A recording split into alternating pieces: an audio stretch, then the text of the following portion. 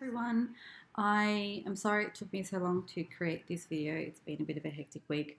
I did say last week in my video when we did some abdominal breathing that I was going to explain to you the fight or flight response and why breathing is often the only thing we can actually do to physiologically calm our bodies down. So first, let me explain to you what the fight or flight reflex is all about. So basically, in caveman days historically, if there was a threat, this fight or flight reflex was super helpful. What actually happens is a part of your central nervous system becomes activated. This is your autonomic nervous system. Specifically, the sympathetic nervous system gets activated, which is involuntary, really. And what it does is it will activate your adrenal glands. So a bunch of adrenaline will just shoot into your body. It's going to speed up your heart rate.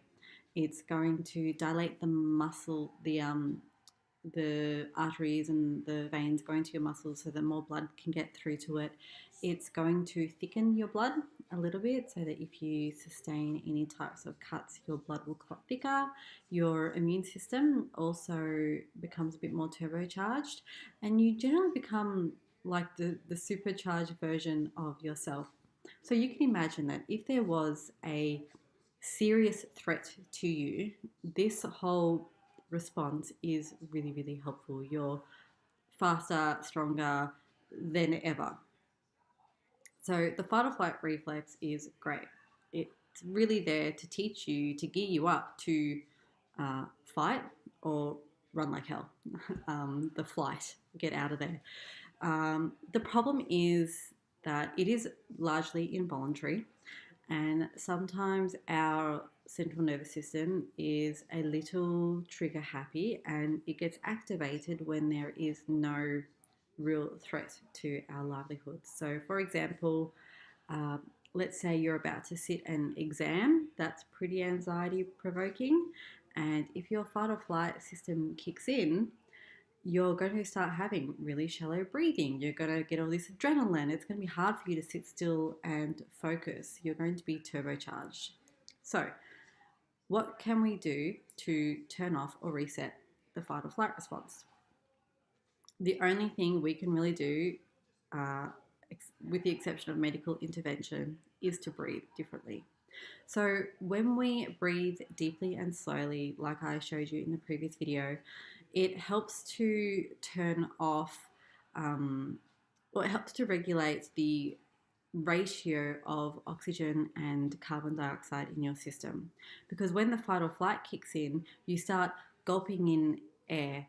Our heart rate is going really, really fast. So we need to slow everything down, give our body the message that we're not under threat and that it's all okay. And the way we do that is to change how we're breathing, get the oxygen, carbon dioxide ratio nice, and that starts to send a message to the rest of the body that, hey, it's actually okay.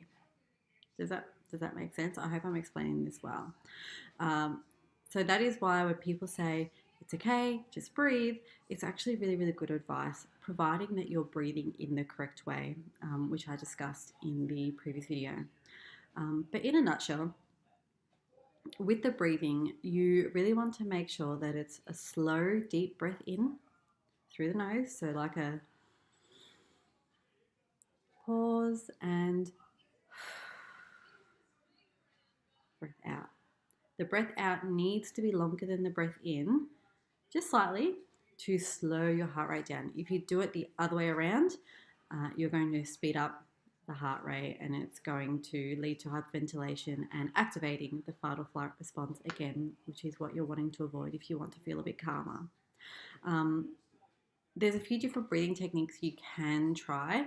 So there's the basic count here where you might do 3 in, 4 out.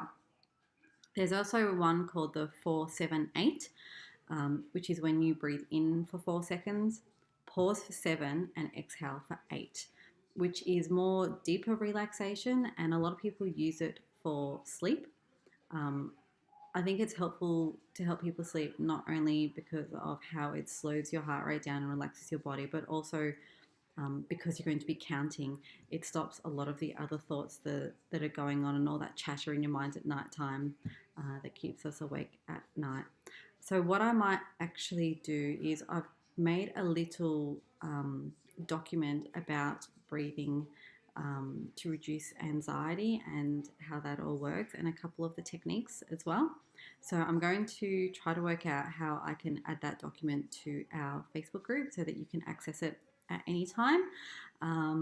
If you have any questions about the fight or flight response or any breathing techniques, just type to me, send me a message, and I'll get back to you as soon as I can. Until next time, please take care of yourselves.